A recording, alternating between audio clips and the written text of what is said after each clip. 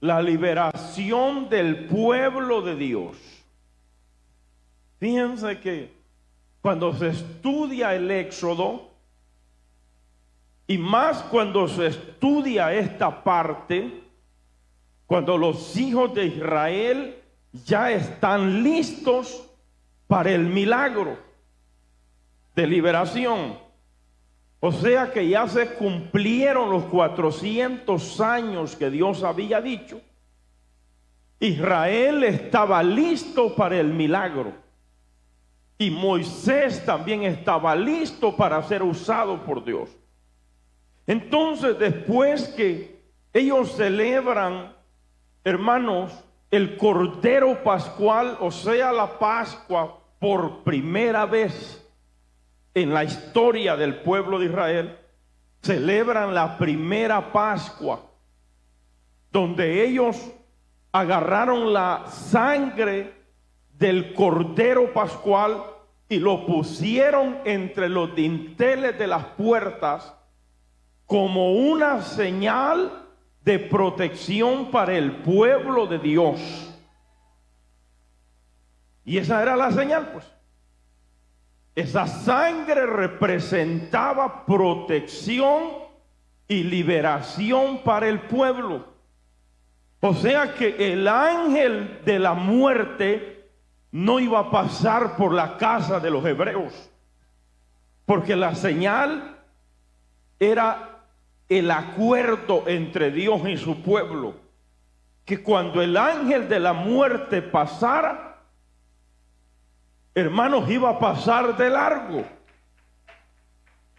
Mientras ellos se comían el Cordero Pascual asado, y mientras ellos estaban empezando a comerse, hermanos, los panes sin levadura, que estaban preparando todo para comer los panes sin levadura, y también las hierbas amargas que estaban estipuladas en el orden, en el patrón de Dios.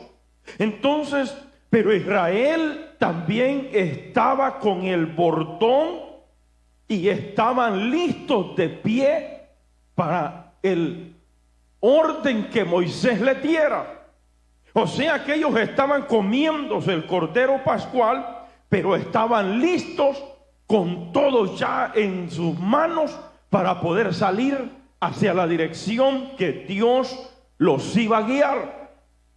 Imagínense, yo me imagino a ellos comiendo, y estaban comiendo, pero estaban pensando y diciendo, ¿a qué horas es la orden? Porque la orden era que iban a esperar que Moisés indicara que tenían que salir para la dirección que Dios les iba a dar. Amén, hermano. Déjeme compartir esta prédica porque hay que compartirla, pues. Aquí los hermanos de la iglesia las prédicas no las comparten, pero sí comparten, hermanos, lo que otro diablo pasa por ahí, pues. Pero las prédicas que aquí se predican, yo veo los muros de la gente, ni les interesa, hermano. Eso quiere decir que no están de acuerdo con la palabra, pues. Porque cuando yo estoy de acuerdo con la palabra, yo promuevo el mensaje por las redes sociales. Amén. Entonces, Israel está comiendo y está listo para salir en la dirección que Dios los iba a llevar por boca de Moisés. Entonces, Dios le dice a Moisés, esta es la dirección que ustedes van a seguir. Y no es la que sea más fácil, porque hay veces humanamente uno dice, ¿por qué no sucedió así? Pues es porque no es de acuerdo a nuestros propios conceptos. Es como Dios dice que va a suceder. Dice la Biblia que si Dios hubiera llevado a Israel por la tierra de los filisteos, hubieran llegado hasta en 1 semana y media hasta la tierra prometida. Pero Dios dijo, no los llevo por la tierra de los filisteos, porque los filisteos son diestros en la guerra. Israel no está preparado para pelear. No vaya a ser que llegando allá el pueblo se desanime. Pero entonces Dios no lo lleva por la travesía de los filisteos, O sea, por la tierra de lo que hoy en día se pelea como, que le llaman Gaza, la franja de Gaza. No los llevo por allí, dijo Dios, sino que Dios los metió en otra dirección que no era la dirección que ellos pensaban. Porque si ellos los mete por la franja de Gaza, Israel hubiera podido llegar rápido a la tierra prometida. Pero como Dios no, hermanos, no trabaja con nuestros propios conceptos humanos, Dios siempre trabaja de acuerdo a sus normas divinas. Y el hombre las debe de obedecer, pues. Amén. Y fíjense que entonces Dios, en vez de llevarlos por otra dirección, los metió en dirección de adentro, para que se encontraran al frente con el océano y que Israel se encontrara, como decimos nosotros, embotellado, a tal punto de que era un propósito de Dios para glorificarse. Porque Dios estaba enojado con los egipcios. Y todavía Dios no había terminado con ese ejército, ni con todos esos tiranos, faraones. Dios estaba molesto. Entonces Dios dijo: no los llevo por aquí, porque me voy a glorificar en Faraón. Le dijo a Moisés: yo lo voy a meter adentro de un embotamiento, pero es para moverme, dijo Dios, para que Faraón lo siga. Miren cómo trabaja Dios. Mientras nosotros los humanos pensamos que estamos perdidos, Dios apenas está trabajando en su victoria. Mientras yo me considero derrotado, Dios ya me mira victorioso con su presencia. ¿Se da cuenta? ¿Están aquí los hermanos? Miren lo que dice la Biblia. Éxodo capítulo 14 y versículo 1 en adelante. Y habló Jehová a Moisés diciendo: di a los hijos de Israel que den la vuelta y acampen delante de Pihairot, entre Migdol y el mar, hacia Baal Zephón. Delante, dice, acamparéis junto al mar, porque Dios los estaba llevando por esa ruta. Cuando se estudia la travesía del Éxodo, uno se da cuenta que dice: pero ¿por qué Dios trabaja así? Pues si Dios los podría haber llevado por la franja de Gaza, pero entonces Dios dice: no, los meto al frente del mar, porque voy a hacer que Faraón los siga. Veamos que sigue diciendo el texto sagrado. Porque Faraón dirá de los hijos de Israel: encerrados están en la tierra, el desierto los ha encerrado. Porque dicen que esa parte, si es la parte norte o la parte de suroeste, es una terribles, hermanos amados, pero terribles montañas hacia arriba, como pirámides, que imposible podían pasar por allí, pues. Si ellos buscaban a ir para allí, imposible. Están al frente del océano, pero también si querían regresar para atrás, el ejército de Faraón o Faraón mismo se llenó de recelo y dijo: soy tonto, ¿para qué los dejé ir? Porque todo este era un plan bien específico y bien perfecto de Dios.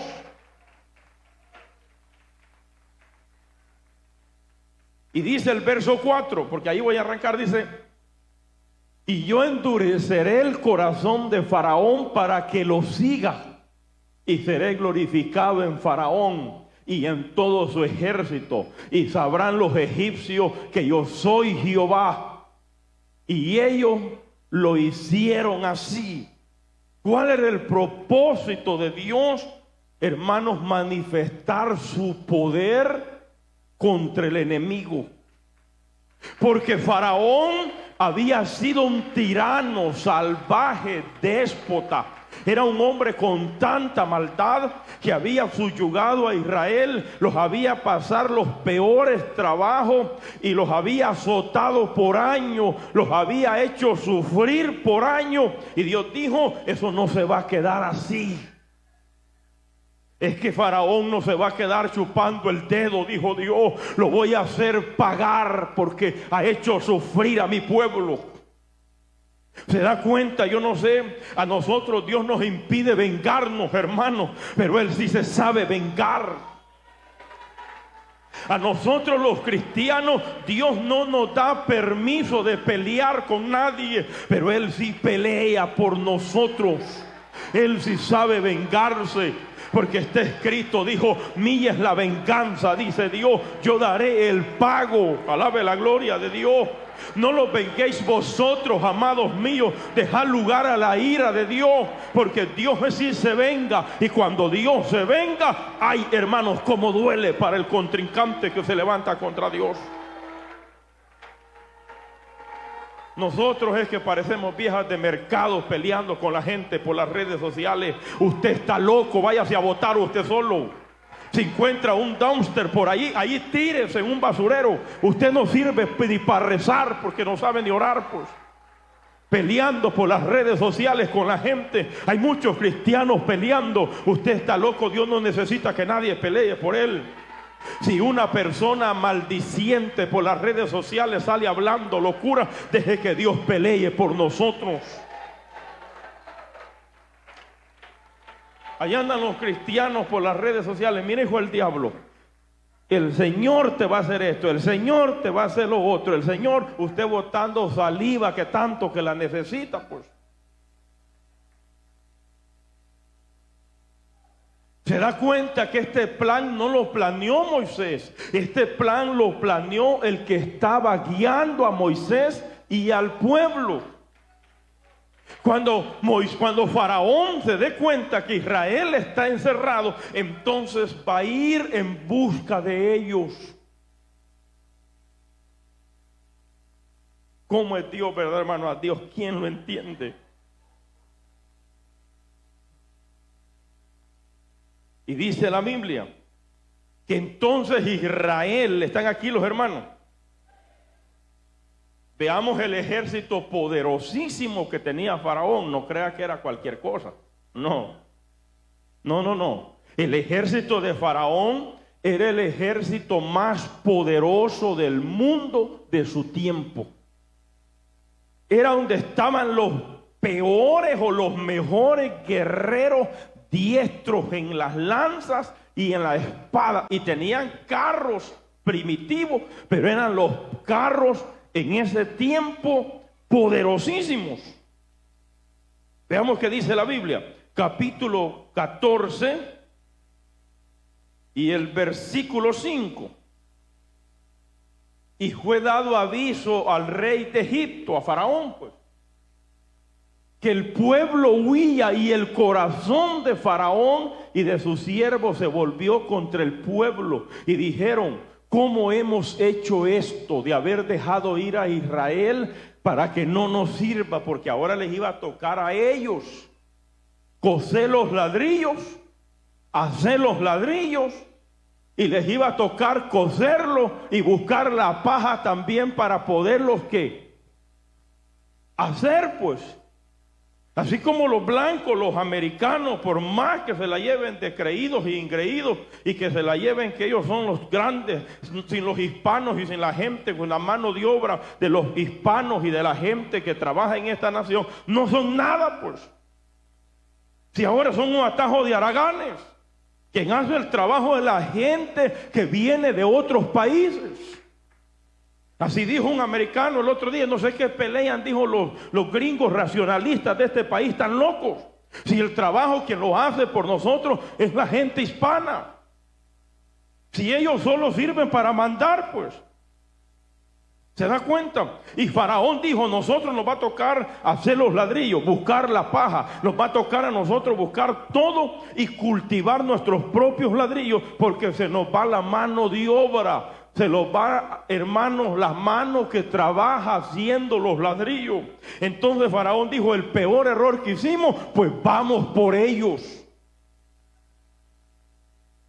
Pero todo esto era un plan de parte del Dios del cielo.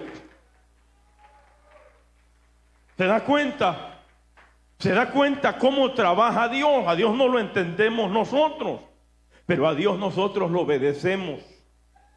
Entonces se endurece el corazón del rey de Egipto. ¿Y qué dice la Biblia? Veamos el verso 8, hijo, pasemos al verso 8. Dice allí: y endureció Jehová el corazón de Faraón, rey de Egipto, y le siguió a los hijos de Israel, pero los hijos de Israel habían salido con mano poderosa. Cuando usted anda con la mano poderosa de Dios, a usted sin Dios hasta una mujer lo penquea. Pero con Dios ni la fuerza del infierno puede contra nosotros. Hermano, la mano poderosa de Dios estaba con ellos. Si la mano poderosa de Dios está con nosotros, dígame, nos volvemos invencibles.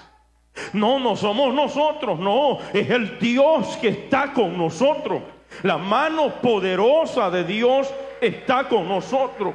Faraón no iba a pelear con Israel. Faraón iba a pelear con el Dios que tenía su mano poderosa sobre el pueblo.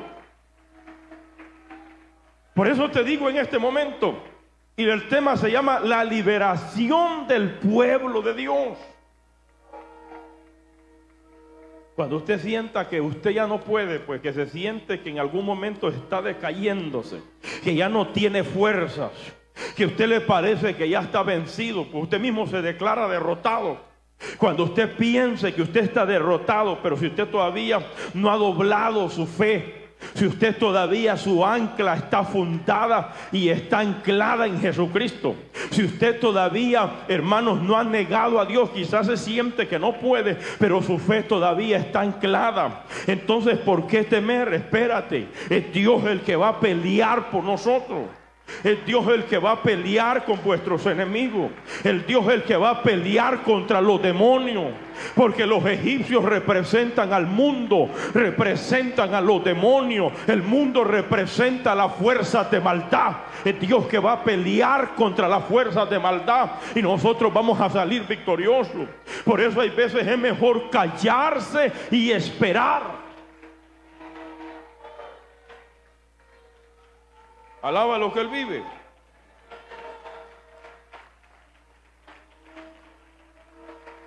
Y mire, hermano, y dice el verso 9: Israel viene con toda la caballería, o sea, con todo ese ejército poderosísimo, en busca de Israel. Y ahora, Faraón no venía solamente, hermanos, para poderle darle un trato de persona a persona, no. Ahora Faraón es posible que viene con ira letal de muerte. Porque si ellos se resisten, los iba a matar a todos. Era la peor masacre que iba a acontecer para esa época. En el verso que sigue: siguiendo los pueblos egipcios con toda la caballería y los carros de Faraón, su gente de a caballo y todo su ejército, los alcanzaron acampados junto al mar, al lado del Pihairot, delante de Baal-Zephón. Allí estaba el pueblo y los niños y los ancianos de Bordón, todos estaban acampando en aquel lugar y estaban esperando las otras indicaciones de Dios por la boca de Moisés. Ellos estaban acampando, estaban tranquilos allí. Pero cuando de repente se dan cuenta que venía el ejército poderosísimo de Faraón y venía detrás de ellos, entonces dice el verso que sigue, en el versículo 10: y cuando Faraón se hubo acercado, los hijos de Israel alzaron sus ojos, y he aquí que los egipcios venían tras ellos. Pero ¿qué pasó? Por lo que los hijos de Israel temieron en gran manera y clamaron a Jehová. En medio de la prueba, de la lucha, de la dificultad, ¿a quién clamamos nosotros? No, hombre, si a los cristianos se les olvida que tienen un Dios invencible y poderoso, pues. En tiempo de la dificultad, hasta los rosacruces andan buscando allá cuando están los demonios. hasta pidiéndole hasta la Virgen de Candelaria para que los ayude. Así se vuelven los cristianos de aguado, nos volvemos en tiempo de la prueba. Pero estos muchachos que sabían que en Egipto había muchos dioses, y ellos en Egipto habían conocido cantidades de dioses, pero no clamaron a los dioses de los egipcios, clamaron a Jehová que los traía guiando. Por eso es que cuando uno está en la prueba, a quien tiene que clamar es a Dios. Enciérrate, no seas cobarde ni mediocre. Cuando estés pasando la prueba, no te pongas a llorarle a la gente, no seas loco. Vete a hablar con Dios en lo secreto, y tu Padre que te ve en lo secreto, tu Padre te va a recompensar en público. Usted sabe, yo siempre predico que por qué nos hemos metido en tantos problemas los cristianos. Porque le contamos los problemas íntimos, familiares, matrimoniales a la gente, pues. Y a los días ese hogar es un desastre, porque ya era un desastre, pero ahora se desbarató. Porque ahora si le contó sus problemas, no, que la hermana es la que más ora. Es lo que tú dices, pues. Si la Biblia dice que la lengua es un veneno mortal. La Biblia dice que el hombre es capaz de refrenarla, hermano, de poder domar que todo tipo de animales alados, animales reptiles, todo tipo de animales en el agua, acuático. El hombre tiene el poder de dominar también, hermanos, naves, pero no puede refrenar su lengua.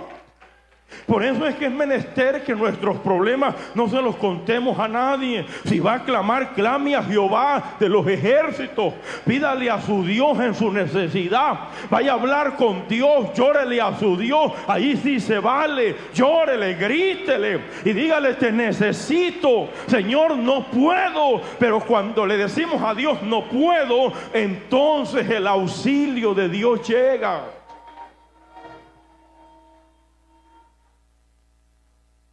El pobre marido ni cuenta se da que la mujer que tiene en la casa es un periódico. A todos les contó el problema a la vieja esta, y mañana, hermanos, ese hogar se desbarató. Porque no le fuimos a hablar a Jehová, no le gritamos a Dios. Los hijos de Israel temieron, pero hicieron lo correcto, le empezaron a clamar a Dios. Y eso es lo que los cristianos debemos de hacer, ¿sí o no? Pero luego vinieron a quejarse con el líder. Otra parte correcta, pues. Uno no puede ir a hablar sus problemas y sus necesidades con cualquier persona. Moisés era el líder de ellos. Moisés, después de Dios, era el responsable de ese pueblo, que eran 600,000 los hombres, sin contar mujeres y niños. Unos expertos dicen que era un promedio de 3 millones a 3 millones.5 personas. Era una gran cantidad, y es posible que hasta 5 millones llegaban, pues. Pero entonces se van a quejar con Moisés, verso 11. Y dijeron a Moisés: no habían sepulcros en Egipto, que nos ha sacado para que muramos en el desierto. Porque, ¿por qué has hecho así con nosotros? ¿Qué nos ha sacado de Egipto, hermano? El pueblo era un pueblo, no era un pueblo de guerra. Eran pastores de ovejas. Eran personas artesanas. Ellos no sabían usar el arma, no podían pelear. Era un pueblo tremendamente modesto. Ellos no tenían ninguna experiencia en batalla para pelear. Entonces fueron a Moisés: ¿por qué nos sacaste de Egipto? Nos hubieras dejado morir en Egipto. Pero como Moisés sabía que el Dios que lo había guiado le había dado directriz, le había dado dirección, le había dicho lo que Dios iba a hacer, Moisés los quedó viendo a todos ellos. Ellos estaban, hermanos, desbaratados, como que ya se acabó la vida, se acabó, ya no hay oportunidad. ¿Cuántas veces nosotros nos encontramos igual cuando vamos al médico y el médico te dice: te vas a petatear, la enfermedad que tienes es terrible? El médico te dice: ya no hay oportunidad, mi hermanito. No, pero mi Dios tiene poder. Yo no sé si te va a ayudar, pero los pronósticos y los diagnósticos dicen que te vas a petatear, pues. Entonces, en ese momento de desesperación, ahí es donde uno se da cuenta. Y se da cuenta, hermano, que está pegado ante la pared, que está pegado, está en un lugar tremendamente de triángulo. No sé si salir para allá, si venir para acá, porque a donde quiera que vaya me daño. Pero entonces se da cuenta que el Dios de nosotros es un recurso con el que se puede contar. Cuando estamos desesperados, podemos hablar con nuestro Dios. ¿Cuántos levantan las manos al cielo? Y por eso es que aquí en la palabra están los hermanos aquí. Y los ancianos le decían: nosotros te decíamos, Moisés, era mejor servir a los egipcios que ir a perecer al desierto. Nosotros te lo decíamos antes de salir. Ellos responsabilizaban a Moisés, porque, hermanos, es fácil, hermanos, responsabilizarse sobre otro y echarle a otro la responsabilidad de la vida de uno. Pues hay gente que la vida la tiene hecho un desastre. Y la tiene pero hecha y desboronada, la tiene pero, como decimos nosotros en un lenguaje salvadoreño, la tiene desbaratada. Pero ahí anda diciéndole: usted es el culpable, usted es el culpable, usted es el culpable. No, el culpable sos tú, por aguado. Nadie es el culpable de esa vida miserable que vive, es porque tú así la has llevado, pues. Israel había decidido seguir a Jehová y había decidido seguir a Moisés. Pero como Moisés era un líder, hermano, de esos que son verdaderamente sobrios. Moisés dice en la Biblia que era el hombre más manso de toda la tierra. Imagínense que hasta ese título le daba Dios a Moisés, que era el hombre más manso de toda la tierra. Moisés sabía cómo bregar con esa multitud de personas. Pero dice el verso 13: y Moisés dijo al pueblo: no temáis, está firme. Dos cualidades que el pueblo de Dios tiene que tener en medio de la dificultad, en medio de la prueba, en medio de todos los diagnósticos negativos. Estar firme quiere decir que no me voy a dejar botar. Una. Y dijo, ¿y qué dice más? Sigue diciendo el texto sagrado. ¿Están aquí los hermanos? Y dice el texto sagrado: y dijo Moisés al pueblo, están aquí. Moisés dijo al pueblo: no temáis, está firme, párese firme. No se deje mover para ningún lado. Aunque otro te diga: hermano, ya no puedo más, déjalo que se vaya a quebrar los dientes, pero tú quédate parado, pero tú quédate firme, porque el Dios que nosotros servimos nunca ha perdido una batalla. Hay veces te puede, hermano, destruir muchas cosas, pero Dios apenas está empezando para pegarle el tiro de gracia, porque nuestro Dios es un Dios todopoderoso. Jehová no pelea solo en la ciudad, Jehová pelea también en el valle, Jehová pelea también en el campo. Dios no es solamente de la ciudad, Dios también pelea en los lugares desérticos, porque nuestro Dios pelea en todo terreno. Nuestro Dios es un Dios todopoderoso. Alaba lo que Él vive. Por eso es que Moisés le dijo: estad firmes. Alaba lo que Él vive. Está firme y ve la salvación. Primero dijo: no temáis. El pueblo tenía dos condiciones. Número uno, no tener temor. No estén amedrentados.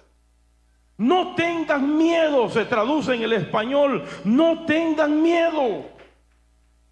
Como no es usted que le van a poner el bisturí, le decía una hermana a otra. Usted me dice que no tema, y es como no es a usted que le van a sacar ese pedazo de tumor que tengo, que es cancerísimo. A usted no es verdad. Por eso es que me dice eso. Entonces, hermanos, ahí le dijo Dios: no temáis. El pueblo tenía que entender que el miedo no podía apoderarse de su corazón. Y número dos, le dice: estén firmes. Ahí es la parte donde el cristiano debe estar firme, porque nuestro Dios todavía pelea por su pueblo. Deja que Dios pelee por ti. Deja de amedrentarte, deja de tener, aleluya, alaba lo que Él vive. Y deja hermano, de caerte, párate firme. Y Moisés le dijo al pueblo: y ahora van a ver la salvación que Jehová va a hacer por ustedes. Y les dijo: y den una mirada para hacia atrás y miren los egipcios por última vez, y la caballería y el poder de la caballería y de los carros herrados que tienen. Mírenlos por última vez a los egipcios, porque no los van a volver a ver nunca más. Dicen que cuando se estaban estudiando esta parte, que estaban, hermanos, los mismos americanos estaban el otro día buscando el estudio cuando Dios destruyó a los egipcios, y se molestaron los gringuitos cuando encontraron esta parte donde vieron que Dios, hermanos, hundió al pueblo de los egipcios en el Mar Rojo. Y ellos decían: no es justo, esto está mal. Israel tiene que pedirle perdón a los egipcios, porque eso es genocidio. Váyanse al diablo con ese genocidio. Si quien los mató no fue Israel, quien los mató fue Dios. Y querían culpar en este tiempo y llevarlo ante las cortes internacionales a los judíos, a los israelitas, porque habían matado al ejército de los egipcios. No, hombre, ese no es genocidio. Los mató Dios con su ira y con todo su poder y su artillería. Porque cuando Dios se mueve, nadie se puede mover. Cuando Dios actúa, la gente se queda nula. Los científicos modernos se quedan callados cuando Dios actúa. Los inteligentes no pueden hablar cuando Dios actúa. Cuando Dios se mueve, todo se paraliza. ¿Cuánto? Levanta las manos al cielo. Por eso servir a Dios es lo más maravilloso que hay, hermano.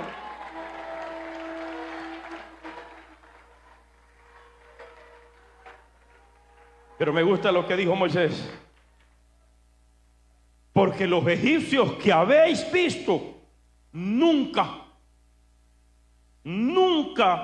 para siempre los volveréis a ver. Imagínense que hasta eso Moisés tuvo, hermano, esa cualidad que tenía Moisés de ser manso, que hasta se tomó el tiempo y le dijo: miren, vean para atrás. Vean ese ejército poderoso que viene sobre nosotros. No, hombre, Israel, en vez de mirarlo, más bien se pusieron a orar. Véanlo, dijo Moisés, porque nunca para siempre los van a volver a ver. Así dile tú esa enfermedad que por años te ha destruido la vida, que por 20, por 15, por 10, por 5, no sé cuántos años esa enfermedad se ha apoderado de ti. Esta tarde desafíalo en la fe del Hijo de Dios y dile: nunca para siempre te voy a volver a ver. Estos síntomas que me han matado por 20 años van a desaparecer de mi cuerpo. Hay que hablarle así a la enfermedad en el nombre de Dios, hermano. Háblele a esa enfermedad en el nombre de Dios. Nunca para siempre. Los egipcios, nunca para siempre los vas a volver a ver. Esa enfermedad que te tiene jorobado, que te tiene a punto de morirte, nunca para siempre lo vas a volver a ver. Háblale a esa enfermedad, palabra de Dios en este momento. Eso es lo que Moisés quería, que el pueblo se diera cuenta, pues, que toda la caballería poderosa del ejército de Faraón no era nada comparable con Jehová, Dios de los ejércitos, el Dios de los escuadrones de Israel, el que pelea por su pueblo. Eso es lo que las naciones y hermanos, y las naciones y todos las personas de los que son los que le llaman las Naciones Unidas y los organismos internacionales no se dan cuenta, estos ciegos, pues, que no es Israel peleando, es el Dios de Israel que vindica siempre a su pueblo. ¿Hasta cuándo van a entender, pues, todos estos perversos hijos del diablo, que no es Israel, hermanos, es el Dios de Israel que es intocable, que no lo pueden tocar ni los musulmanes ni tampoco los iraníes? Nadie lo puede tocar. ¿Por qué? Porque Dios peleando.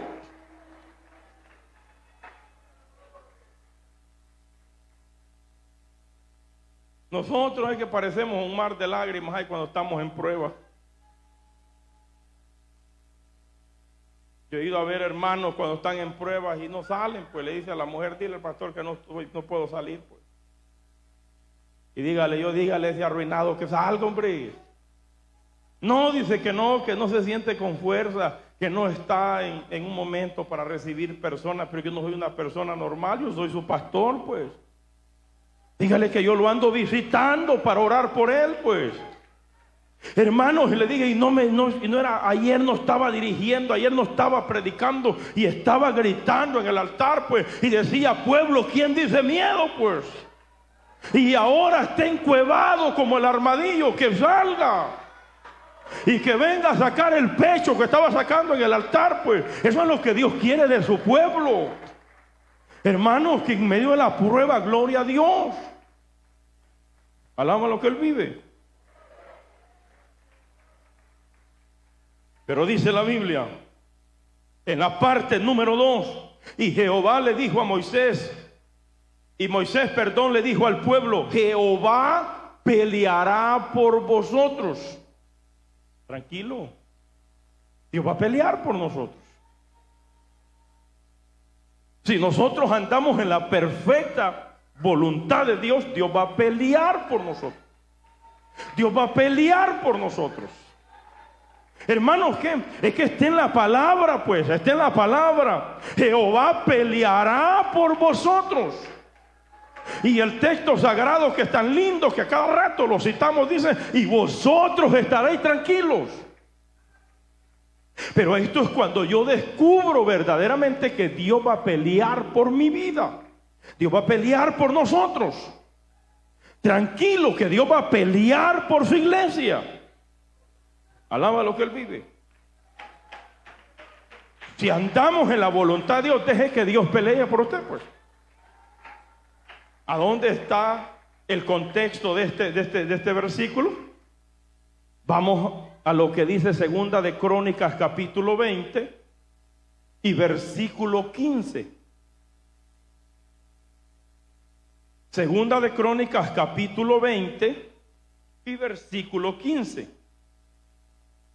Y dijo, oíd ahora Judá y todos vosotros moradores de Jerusalén, y tú, rey Josafat, Jehová os dice así, no temáis, ni os amedrentéis delante de esta multitud tan grande, porque no es vuestra la guerra, sino la de Dios.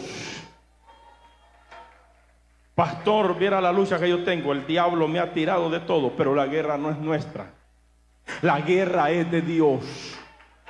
Si yo soy servidor de su reino, la guerra es con Dios. Si yo soy predicador de la palabra, la guerra mía es la guerra de Dios. Aleluya. Dijo el joven que se levantó de los descendientes de Asaf, le dijo al rey Josafat, al cuarto rey de Judá, le dijo, no es la guerra tuya, Josafat, no es la guerra de este pueblo de Judá, es mi guerra, dijo Dios, y yo voy a pelear esta guerra. Si usted lee toda la historia de este pasaje, se da cuenta que, hermano, Judá salió a pelear una guerra, pero una guerra que Dios mismo la peleó. Ellos solo llegaron a tomar el botín. Eso es lo que me gusta de Dios, que cuando yo sé entender, hermano, y me quedo quieto, hay momentos que yo no tengo que hacer nada. Hay momentos que yo tengo que esperar que Dios pelee esa guerra. Hay momentos que yo tengo que esperar que Dios desbarate al enemigo. Hay momentos que yo tengo que esperar. Hay momentos que tengo que actuar. Pero este momento dijo, esténse quietos, no se estén amedrentando, quédense tranquilos, dijo Dios, porque yo voy a pelear por ustedes esta guerra. Alaba lo que Él vive, pues. ¿No es cierto que a veces los vamos en la noche que no podemos ni reconciliar el sueño? Ahí estamos batallando toda la noche. Hermanos, a mí me ha pasado, pues me tiro en la noche clarito, preocupado, pensando, ¿qué hago? ¿Qué voy a hacer? Este problema está difícil. ¿Y cómo salgo de él? Pero entonces, si yo entendiera el texto sagrado, que Dios va a pelear la guerra por mí, me tomara el café que me da la doña y me durmiera tranquilo, pues. Pero el problema es que nosotros traemos sobre nosotros, hay muchos cristianos que dejan que Dios va a pelear mi batalla, pero a los días ellos andan allá peleando. Esto no se trata, si un día pusiste en las manos de Dios tu vida, tu familia, tus hijos, Dios va a pelear por tu familia. Dios va a pelear por tus hijos. Y yo sé que hay veces no les va a gustar, pero cuando Dios va a trabajar, Dios hasta le quiebra las piernas. Hasta Dios le quiebra, hermanos, hasta coma lo lleva pues. Pero Dios va a pelear por nosotros. Y cuando Dios pelea por nosotros, se va a levantar el infierno. Faraón y los demonios representan los demonios. Se van a levantar todas las guerras malignas que hay, pero Dios va a pelear la guerra por nosotros. ¿Cuántos levantan sus manos al cielo? Dale un aplauso de gloria al Señor.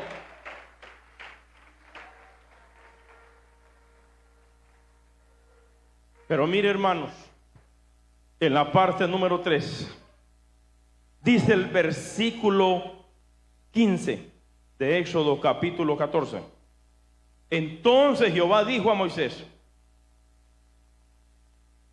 verso 15 del capítulo 14, y dice, entonces Jehová dijo a Moisés, ¿por qué clamas a mí?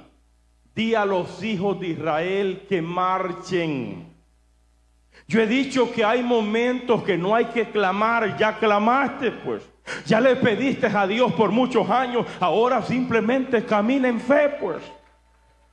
¿Por qué clamas a mí? Moisés se tornó hacia Dios y Dios le dice, no clames a mí, no estés clamando a mí, hombre. Este no es el momento de clamar, porque hay gente que dice, no, me voy a tirar de rodillas. Dios dice, no, hombre, ahora ve a conquistar tu victoria que Dios te ha dado.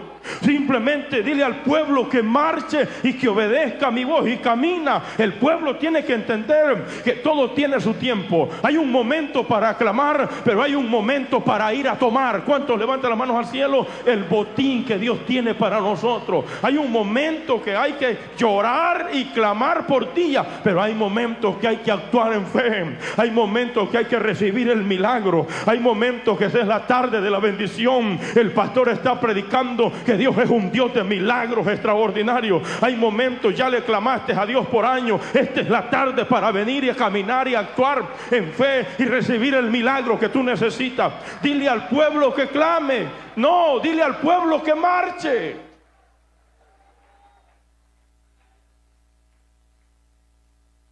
Alaba lo que Él vive. Porque hay momentos que hay que clamar, pero hay momentos que hay que actuar, hermanos. Hay que actuar, simplemente créelo. Y la Biblia dice que para el que cree todo le es posible. Todo lo que pidieres en oración creyendo lo recibiréis. Alaba lo que Él vive si estás aquí todavía. Entonces Moisés dijo, bueno, entonces no es tiempo de clamar. No, hombre, le dijo Dios, ¿qué tienes en tu mano? Extiende la vara. Y ese mar rojo que es un obstáculo, que es un cerco para ustedes, ahora mismo se va a abrir un camino en medio del, aleluya, del mar. Esto es lo que no pueden creer los estudiosos de los geólogos, ni los estudiosos, hermanos científicos, que como con una vara cualquiera humana, un hombre con la autoridad de Dios abrió un océano. Esto es lo que no cree la ciencia. A mí me importa un pepino lo que la ciencia no crea, pero yo creo lo que dice la bendita palabra de Dios, que con una vara ordinaria que tenía la autoridad de Dios se abrió un mar rojo. Eso es lo maravilloso de Dios. Se partió en dos y el pueblo, un océano se partió y el pueblo empezó a caminar en seco.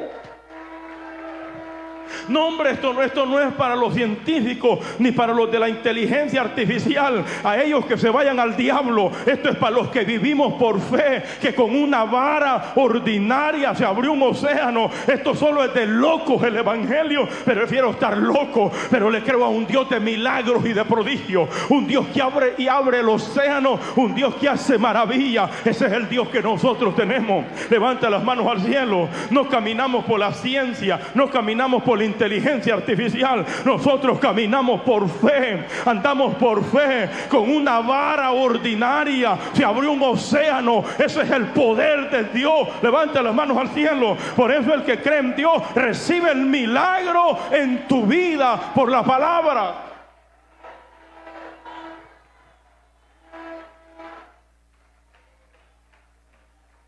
Alaba lo que Él vive. ¿Cuántos levantan las manos al cielo? Levante las manos al cielo, pues. Y Dios le dijo: divídelo. Extiende tu vara sobre el océano, toca las aguas y divídelo. Veamos qué dice Hebreos capítulo 11 y versículo 29. Hebreos 11, 29, donde habla de las proezas por la fe. Por la fe pasaron el mar rojo como por tierra seca. Esto es lo maravilloso de Dios, que el océano no solamente se partió y estaba lleno de fango, no, caminaron por tierra seca.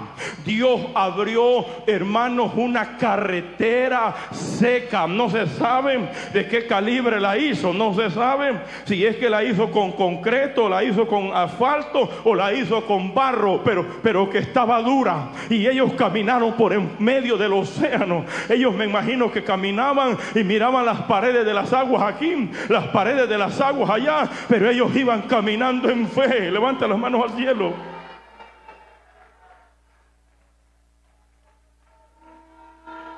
Ustedes saben que los milagros que hizo Jesús en el Nuevo Testamento, hermanos, no necesitaron tanta ciencia. Simplemente encontró un paralítico que estaba en la puerta, dice la Biblia, en el tanque de Betesda. Lo primero que le dijo es: toma tu lecho y anda. Y aquel, sin pensarlo, se levantó, agarró su lecho, y tenía 38 años de estar paralítico, y salió caminando con su cama. Levanta las manos al cielo.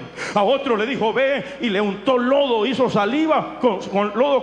lodo con saliva y se lo untó en los ojos. Véate a lavar y cuando vuelva vas a venir viendo. Y aquel, sin pensarlo, no sé quién lo llevó, pero regresó viendo. Esto es lo que tiene la fe, que no es la ciencia. La fe es poderosa. La fe es cuando se aferra a alguien a creerle a Dios. Esto es lo que tiene la fe. La fe no se cuestiona, a la fe se le cree a Dios, y Dios va a obrar el milagro. No vamos a caer al suelo, vamos a estar de pie porque le creemos a un Dios de milagros.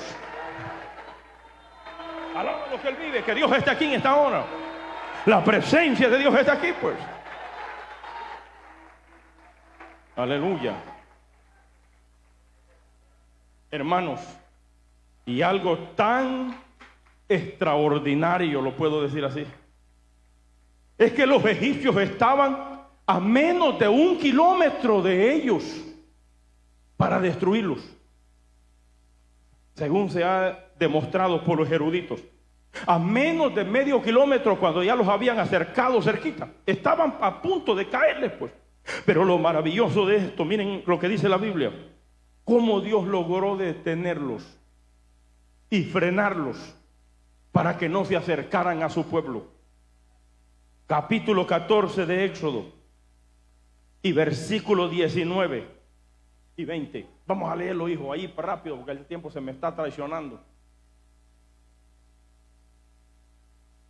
Y el ángel de Dios que iba delante del campamento, porque acuérdense que a Israel lo guiaba la presencia de Dios, o sea, en el día una nube que era la guianza que los llevaba y los guardaba de los rayos ultravioletas y candentes del sol, porque en esos lugares se cree que el sol es terrible, golpeador, pero esa columna, aleluya, de nube era la que los cubría y era la guianza que los guiaba en el día, pero en la noche era una columna de fuego. Porque la presencia de Dios, si no se te ha olvidado, es fuego consumidor. Entonces dice la Biblia que el ángel que iba delante del campamento de Israel se apartó y iba en pos de ellos, y asimismo la columna de nube que iba delante de ellos se apartó y se puso a sus espaldas, mientras Faraón con su ejército poderosísimo querían acercarse. La columna de fuego, hermanos, no los dejaba llegar. Es que cuando Dios va a proteger a alguien, hermano, no es que porque es bonito, si aquí no hay gente bonita y aquí puro gente fea veo, pero cuando Dios va a guardar a alguien no es porque es bonito, hermanos, si hay gente aquí que ni diente tiene, pero Dios lo ama. Eso es lo maravilloso de Dios, pues, que no los ama por ser bonitos, sino por ser sus hijos. Y Dios nos mira bonitos, porque hay un proverbio que dice que cuando alguien ama de verdad, no mira defectos en la gente, pues. Así nos mira Dios de bonitos. Uno de nosotros ni pelo tenemos, pero Dios nos mira bonitos. Entonces, la columna de fuego que estaba allí, mientras el ejército de Faraón querían ir, la columna de fuego los detenía. Era una pared terrible alrededor de ellos, y si querían entrar se quemaban. ¿Cómo iban a pasar? Esa es la presencia de Dios. Pero no piense que eso fue una hora. No, no. Y dice el verso 20. Que iban entre el campamento de los egipcios y el campamento de Israel. Y era una nube y tinieblas para aquellos. Mire, lo que para Israel era guianza, para los egipcios era tinieblas. A tientas iban por aquellas calles que no las hallaban.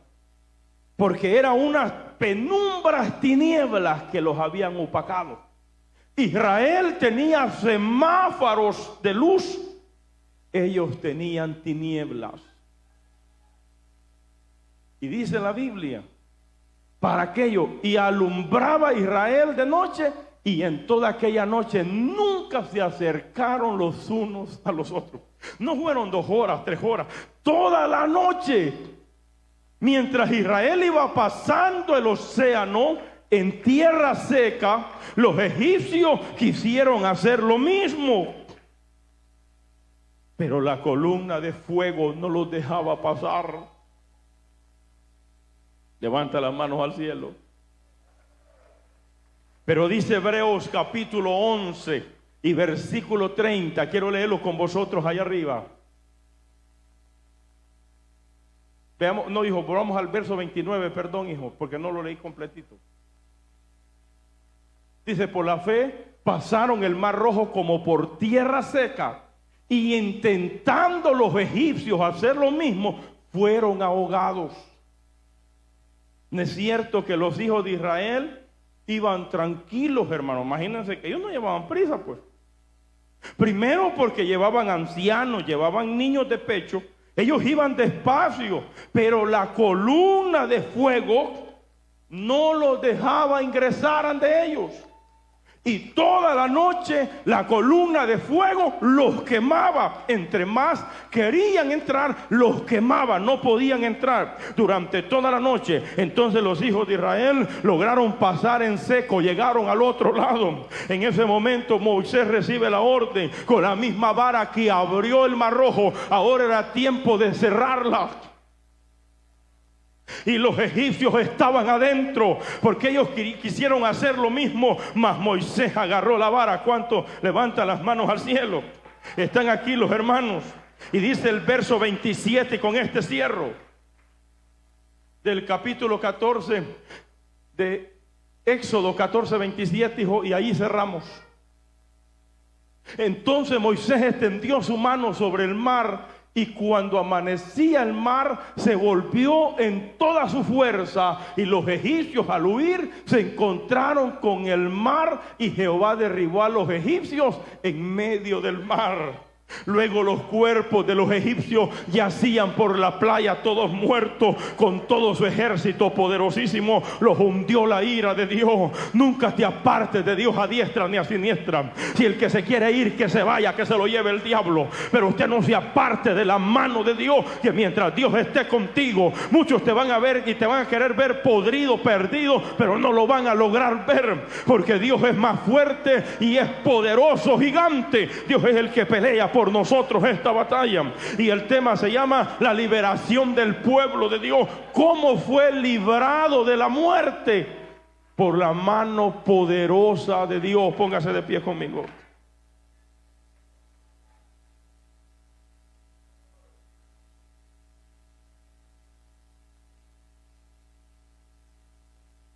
Dale una mirada a tu hermano y dile cómo llegaste al culto hoy, tu hermanito.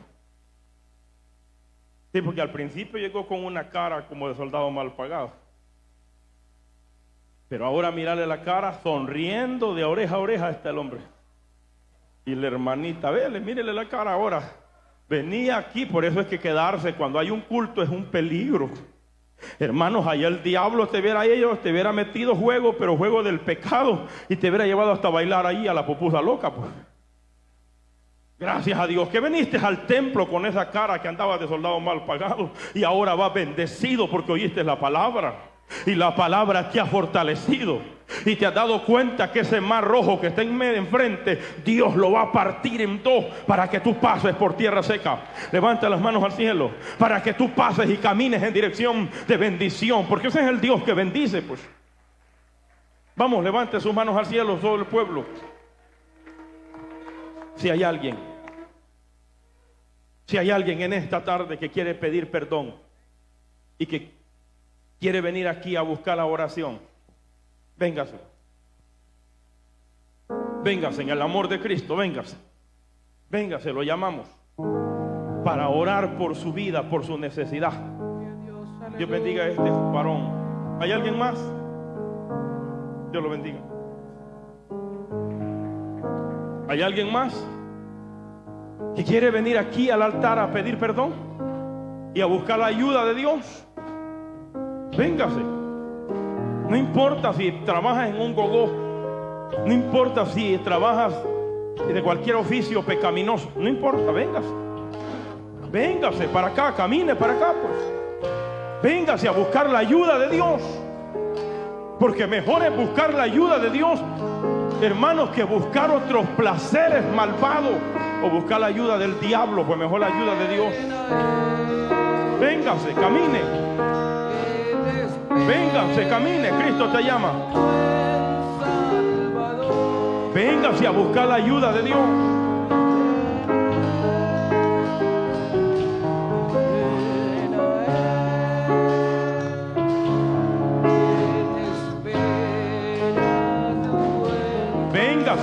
Véngase.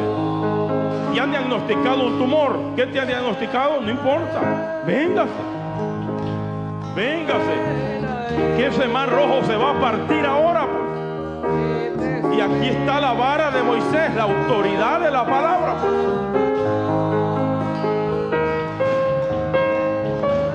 Véngase a levantarle las manos a Dios aquí, pues. Si tiene guerras con demonios, esta es la tarde, esta es la noche para venir a buscar aquí la ayuda de Dios.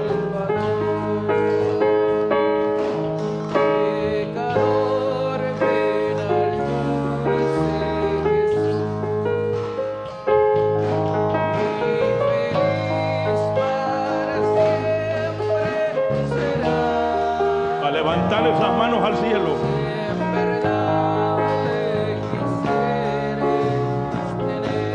Que vino para pedir la ayuda de Dios, a levantar esas manos al cielo. Venga, ven a Él, ven a Él. Véngase, tiene problemas de salud.